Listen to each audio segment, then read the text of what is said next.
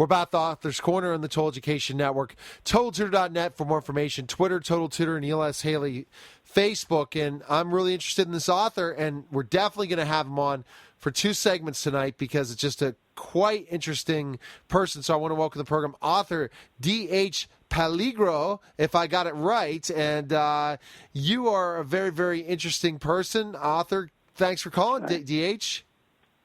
Thank you. Thanks for having me. Thanks for having me on. Oh, absolutely. So tell us specifically your background, then we'll get right into the book. Background as far as me, I'm a drummer. I've been a drummer in Ted Kennedy's, played in Red Hot Chili Peppers. I have my own band called Peligro. I'm a singer-songwriter. I do some acting from time to time. And I'm just trying to keep it into the arts and being creative and what I can get out of what I can give to the world more than get out of the world, should I say it like that, yeah. So why a book? What was the reasoning for writing a book? Well, for me, man, it was just like I had been through so much turmoil, and I would like people these stories from time to time, and you know, I'm going around the arty scene, and I know people in the sort of the art scene, and you know, I linked up with some writers, and from time to time, and I just they were like, oh man, you should write a book because you know, and I couldn't ever really finish the stories that I would tell them. And they thought it was quite interesting. And actually, a friend of mine, Ava Stander, sort of recommended me for, she was just like, you should write a book. You should start getting this down and write a book. And I thought, you know, I didn't think that much of my story and the way I came up. But as time went on, I started to see all these, like, sort of like African-American kids, these black kids sort of getting into punk rock. And it was like, not that many people, you know, people of color were into punk rock and went that direction. And, you know, and so after, you know, like I had done it, Bad Frank had done it, Living Color had done it, you know, a bunch of other people who sort of laid down the pathway for people to just be accepted as who they are, no matter what color they are. But it was just it kind of hit me like, wow, this is interesting. I didn't think about it as much at first of me being something unique or anything like that.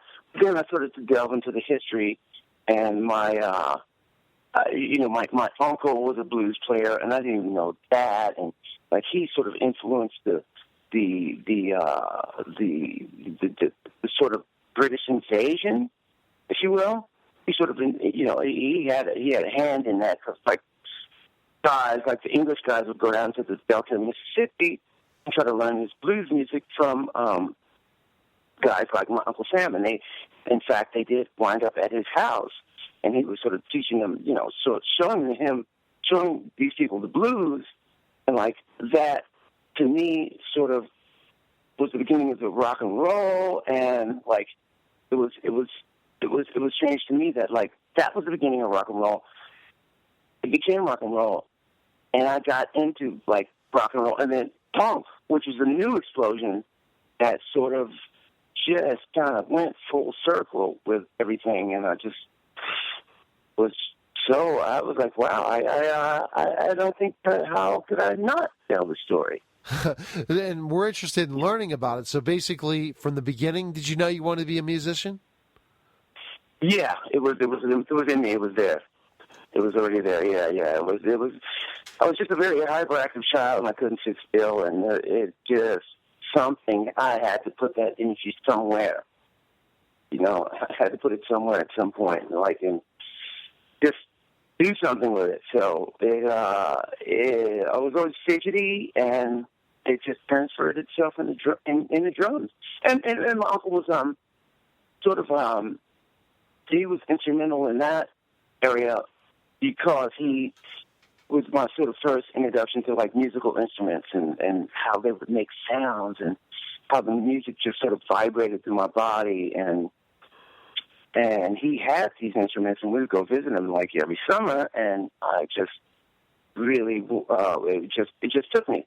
And the first time I heard like a zing, zing, zing, zing, zing, zing, the musical wave pattern of a bass guitar, drum kit, it just sort of took me, and it was, I didn't know, but I knew.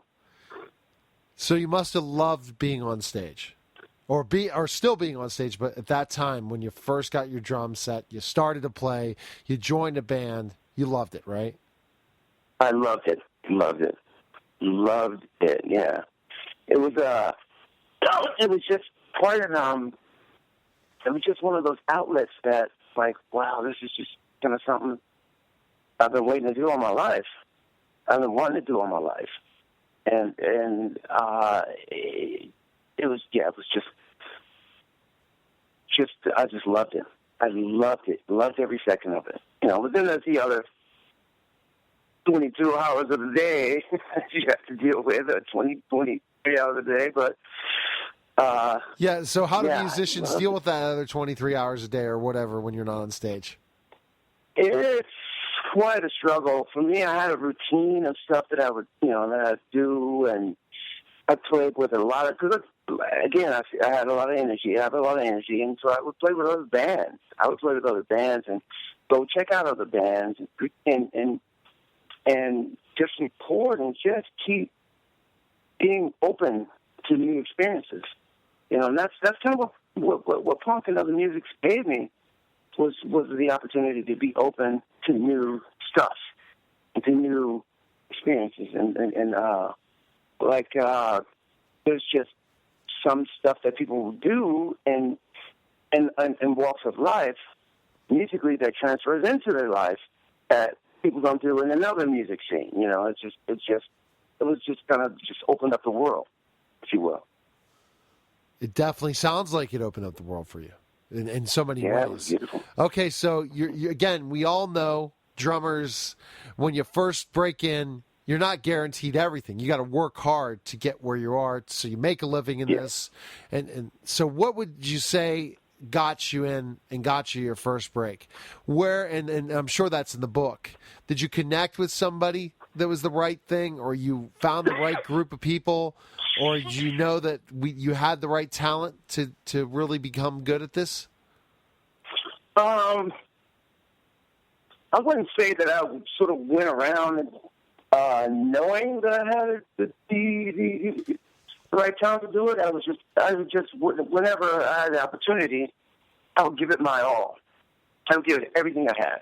Like, I played with this band called the SSI, and they kind of turned me on to punk rock and different other music and alternative music. Because back in the day, it was like, there was punk music, there was new wave music, there was no wave, there was pop, power pop, like art, deconstruct music. There was just the performance art. There was San Francisco. There was just all these different outlets of brand new art, music, and entertainment that I had never seen before. I just never seen it. And so SSI turned me on to being open to new music and new stuff. And I just kind of kept my mind open as best I could. I mean, I know what I like and I know what I don't like, but I just kind of kept my mind open, and I was always open to new stuff. And that's what that kind of gave me. That was the very first punk band I was in, by the way, for the SSI. And then from there, did you have to find? Then you knew that you were doing something pretty good. Did you want to go to a bigger band that you knew that you would get the right break, or it just happened? Yeah, it just kind of happened. I didn't think bigger and better. Can you still hear me? It was tough for me to sort of think about like bigger and better, because by that time we become sort of anti-rock star, sort of anti-rock starism. We sort of have that kind of deal going on, and it was like we just wanted to play music and have fun with it. I mean, but sure, and in fact, when I did join Dead Kennedys, the girlfriend I had at the time, she was she had to coerce me into going to the audition because I was really afraid that I wasn't going to get it because I was black.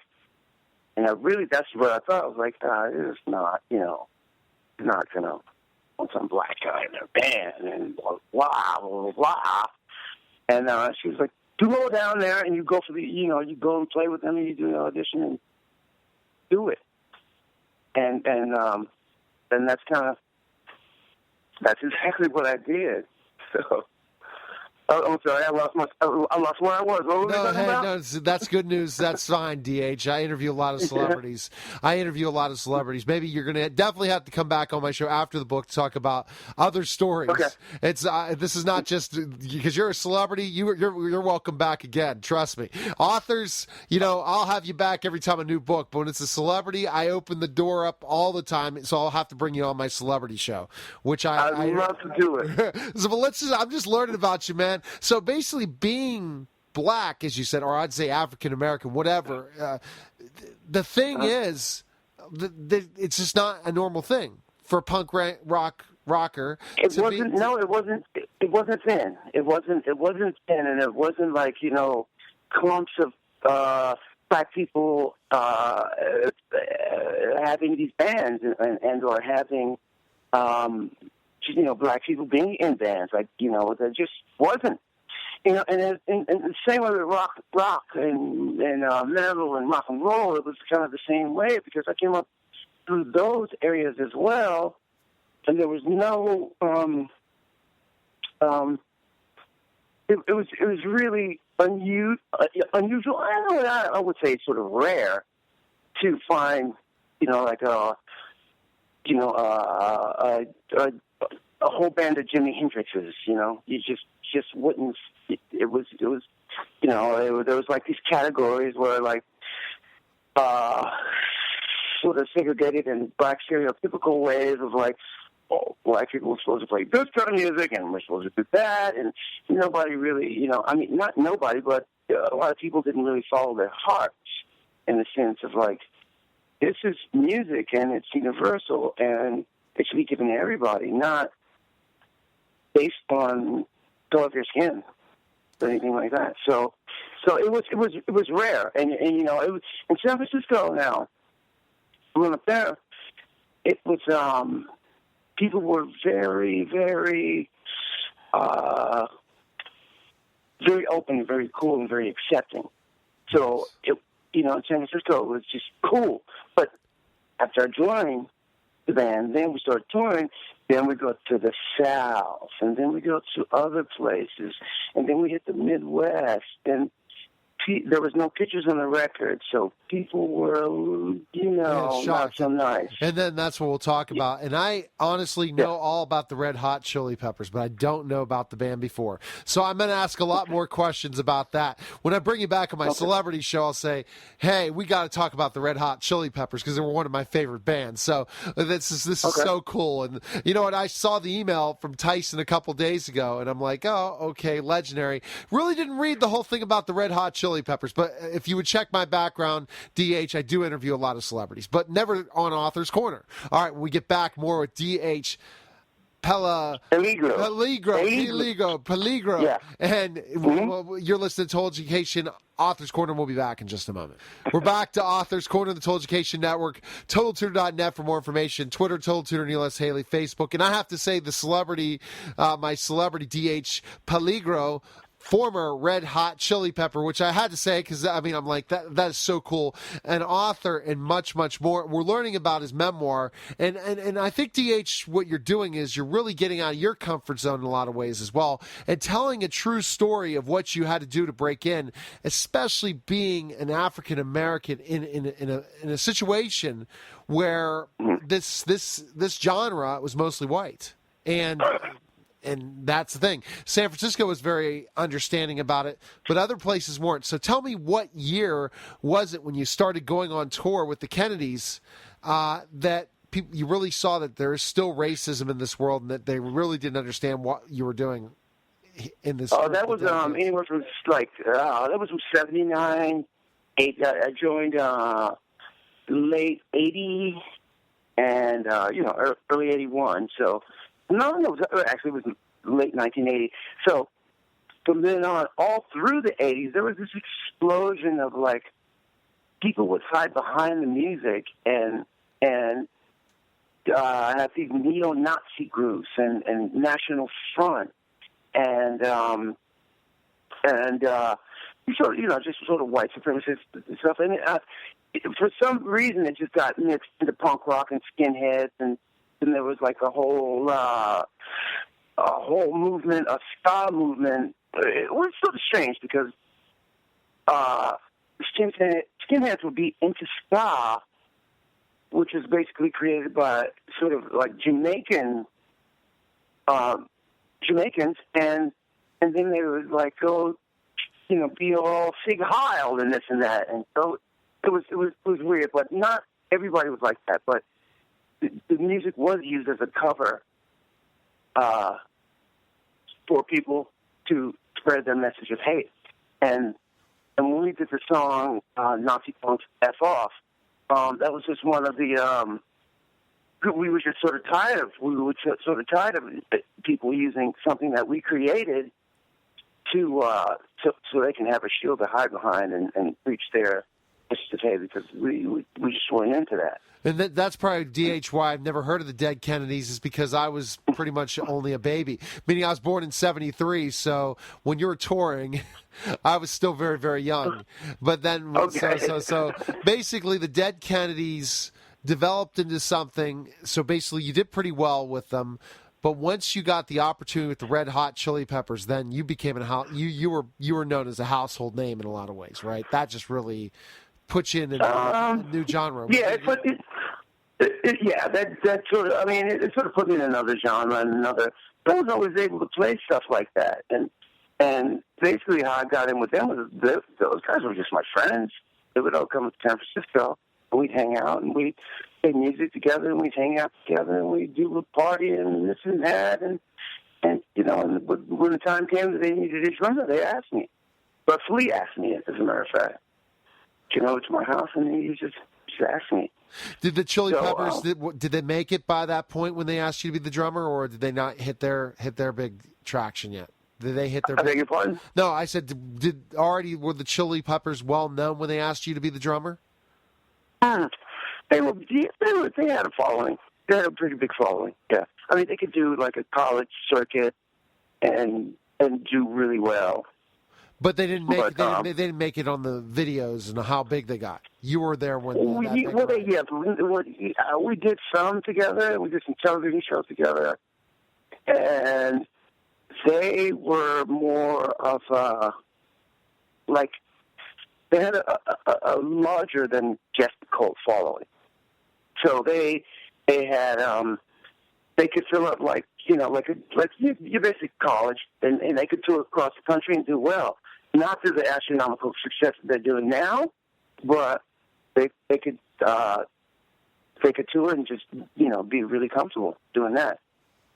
So when you were the drummer, were you part of it when they went to their highest success? I was at the very beginning of that, yeah, very beginning. Okay, so right. Go ahead. So you got to taste it at least in a way and see it. Taste the pain. Taste the pain. Yeah, we wrote it. So taste the pain. Yeah, I was at the very beginning of that, and it just sort of took off and really exploded into mega rock stars, if you will. They just sort of did that thing and went that way. Okay, great. So, but I guess the question, first of all, DH, is literally used to party with them. So part of the book is all about your relationship with the Red Hot Chili Peppers at times, too, right? How you partied with them and stuff. Is that in the book? Yeah. And were they? I want to save some of that, so you'll actually buy the book and read the book and get it. That's and fine. I don't want to give it all away on the interview. No, but, we definitely want to. So we'll just keep going with my interview of your career then. That's fine. Hey, I always say don't buy. Well, I didn't know how important, but that is very, very important. So in the book, is that also talk about why you stopped playing with them and missed, kept going with? Yeah, it's all spelled out. Well, I want to know the answer, but I guess I'm going to have to wait to buy the book, DH, because You are going to have to wait to buy the book. We're going to have to leave. We're going to have to leave something to suspense, and hope that you buy the book and investigate, do the research for yourself. Well, absolutely, and then have you back on to talk about specifics. So after, I guess, the whole thing in your career is you continue to go on to new developments, a long career as a drummer. So basically the story goes to your Red Hot Chili Peppers days to then going and forming another band and going through the process. And people are going to learn about specifically enough how you constantly love this business, or you would finally say, hey, I'm done, right? Right. Yeah, people, you'll see that it explains the whole process, and not only that, it shows like my growth, my spiritual growth, and my love for life, and the meaning and what I give to people, and how I'm just not going to sit back and let people put me down because I'm this or I'm that, or they think I'm this or that. You have to sort of persevere and rise above and take the high road to a lot of different comments and a lot of things that people want to say to you and where people want to keep you down. But it just goes through that whole roller coaster of life, ups and downs, highs and lows in life, and how you grew. How you grew as a person compared to when you were young exactly, and how you grew up and how you got out of your life to change and be successful in something that you never thought of, probably in a lot of ways, and how many people would have thought this is your life and what you're doing. Yeah, that's the thing. You always kind of would love to be successful, but sometimes it just doesn't seem like a reality. But, however, just persevering and knowing that you're doing something that you love so much, you just don't give up. Just don't give up on yourself and what you're into. You never give up. And that's the one thing I see in my career. Former pro wrestler, became a talk show host, entrepreneur, but loved interviewing celebrities, loved doing the education thing, loved being back on the stage. And I'm not going to give up. I don't care what anyone says because I just love to do it. And I think that's the key thing as an artist. If you love to do it and you can do it on your time and still pay the bills, someday you're going to make it if you're good enough. Yeah. And sometimes, just affecting a few people from the stage is, sort of my job is done. Or if I make it this month, I'm doing okay. Or if I can get through this day and, like you say, pay the bills or whatever, it's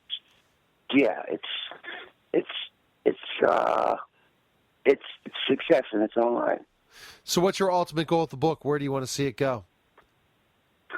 I would love to have the book just influence people and let people just hear my story and embrace it, and or just be able to. Actually, I just want to get it out there and let people know that not to be afraid to persevere and fulfill your dreams and keep on moving. Keep your head up and keep on a positive level, man, and don't give up on yourself.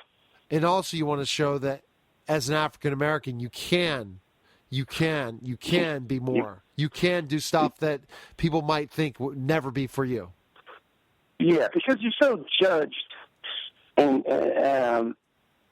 you're so judged at some point, and people want to throw you, They see you have dreadlocks, you have tattoos, you look like this, blah, blah, blah. Throw you in a category.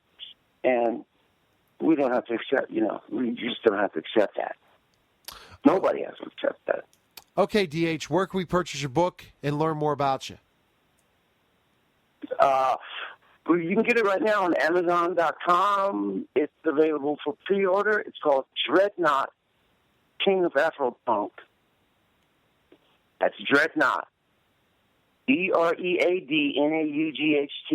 King of Afro-Punk. And you can get it at Rare Bird Literature as well. You can get it. It'll be on. It's available on Amazon right now, but you can get it on at Rare Bird Literature as well. Those are the distributors. Do you have a website too, DH? Yeah, I have a website called PeligroTheBand.com, and also have a Facebook, which is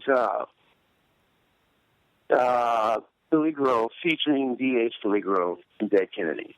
It's a long title, but it's too bad. Do you do the Twitter thing? DH, you do the Twitter thing? Yeah. Just DH Peligro on Twitter. You can hit me up on Twitter. I will. I have a lot of celebrities that follow me. We have a lot of conversations, so definitely want to keep in touch with you that way. And have you back on the celebrity show as well. I'll just go right through you, and Tyson will be fine with that because Tyson's cool. Isn't he? He's a cool guy. Okay. He's a cool cat. Yeah, he is. He is. I love that guy. I love him too. Yeah. I love L.A. and especially for authors. And I never thought I'd be interviewing someone like this for an authors. I thought you'd be on a celebrity show with me, but it's good we connected, DH. And best of luck on the book. I know it's going to do really well, and I know you're going to really transform some people's lives to show your story. So thanks again for calling. Thanks for having me. All right, take care, DH. See ya. Bye-bye. Okay. All right, you're listening to Author's Corner. We'll be back in just a moment.